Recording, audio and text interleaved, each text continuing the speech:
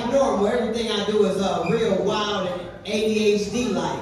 Even this damn production. So I just need for y'all to just keep y'all table talk to it. Because it take a lot to get up here. And they performing in front of two people that can help mold their career. This is serious, y'all. So if y'all can just give them a little bit more respect by just being a little bit more quieter.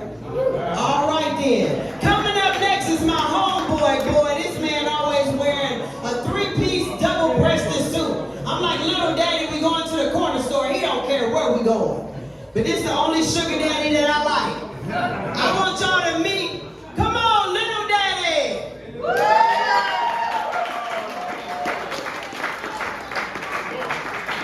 Come on with your AARP card. Come on.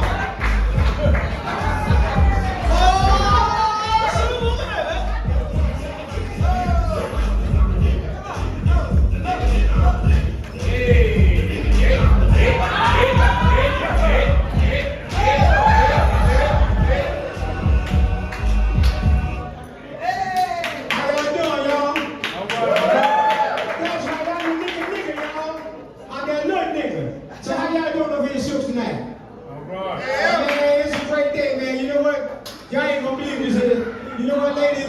I'm 69 years old. Don't I got that sex appeal? Yeah, you can. That's how I do sex with appeal. Last week, I took a Viagra and the damn thing got stuck in my throat. My damn neck was still for about 6 hours.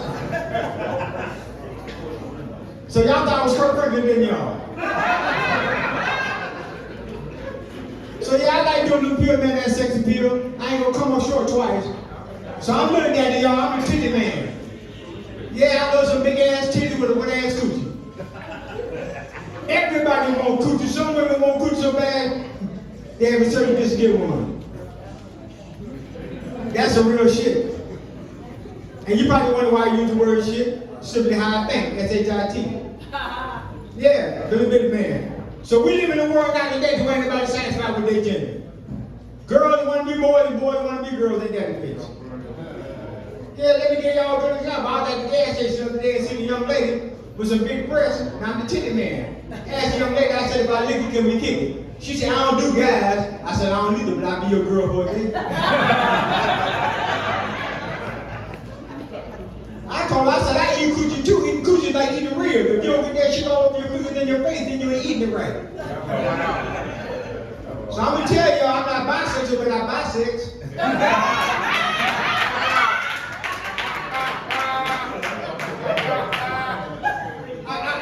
I remember back in my day when I was coming up being my age, because y'all, you know, come Monday, I'd be 70 years old. Okay. Still look good. But back in my day, when the women were selling sex, it was like $5 for the room and $10, you know, for the girl. And then my daddy would always tell me, he said, son, there's two kinds of coochies, a big old good one and a good old big one. So I realized what happened if I run into one of them big old good ones, I might need to get an addictomy.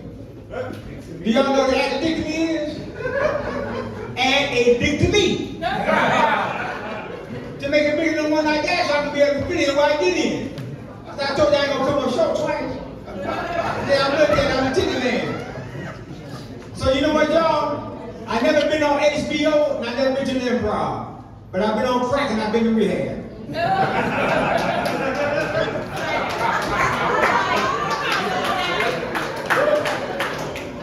From 1988 to 2017, I went from freebase smoking to crack smoking. Man, I was so high, birds used that for directions. And I was so high, I called the police on myself. And they actually came and they arrested me and took me to jail. The next morning, I had to go to court. And the judge said, how do you plead? I said, not guilty. He said, can you explain the 27 cigarette like this? I said, Your Honor, I was afraid of the dark. But I'm going to tell y'all, I was the type of guy that got high. If I came over your house, you ain't even need that room cleaner. Anything white on the floor, I'm picking it up. Yeah, I go around your whole house. I'm the back. You really can't have nothing on me.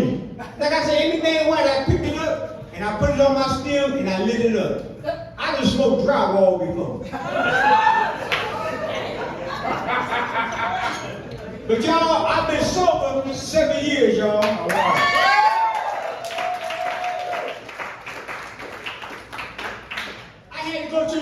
program that said you want to stay sober, you got to change your people, places, and things. And the first thing you want to do is get rid of your drug dealer's phone number. Man, I ain't talked to my daughter since. What,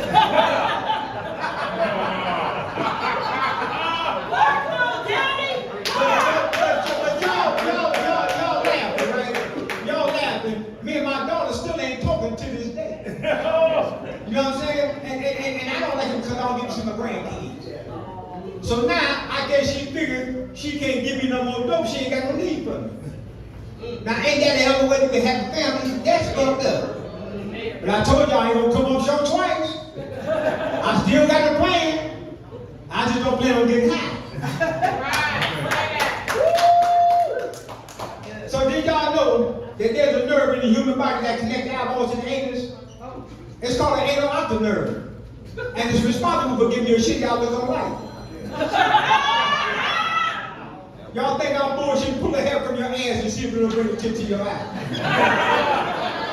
Come on, run out, go in the trash. Y'all think I'm lying? So y'all know it was a black guy, he was walking across the beach. And as he was walking, he seen the shiny object in the sand. He reached down and he picks it up. It's a genie lamp. He rubs the lamp and the genie comes out. The genie said, I grant you 3 wishes. He said, I already know what I want. I want to be white, uptight, and out of sight. The genie said, got you. Poof, you're a tampon.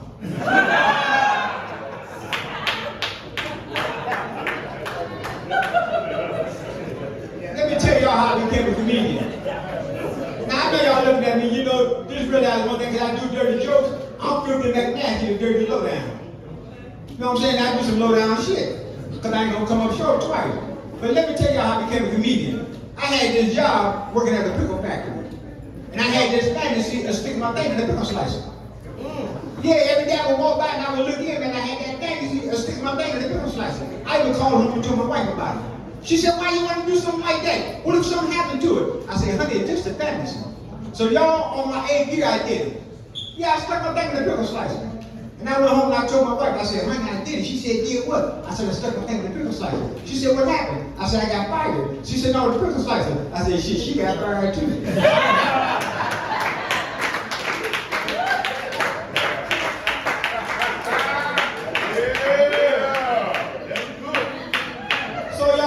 Give it up for Bernie Mac, y'all. Bernie Mac was one of the coldest guys in the game. And while you do it, you know what? Give it up for yourself for coming out to see a little funny guy like me. I appreciate y'all coming out. I want y'all to remember when y'all leave here that y'all met Lil Daddy, the titty man, because I'm the real titty man. And you know what made me addicted to titties?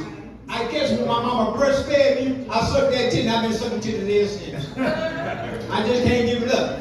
But anyway, back to like I said, Bernie Mac came to me in a dream one night, y'all. He said, look, Daddy, I see they've been messing with you with your comedy. He said, but tell this joke, because I don't think they heard it the first time. So me and white guy and the Mexican guy, we walking down the road talking.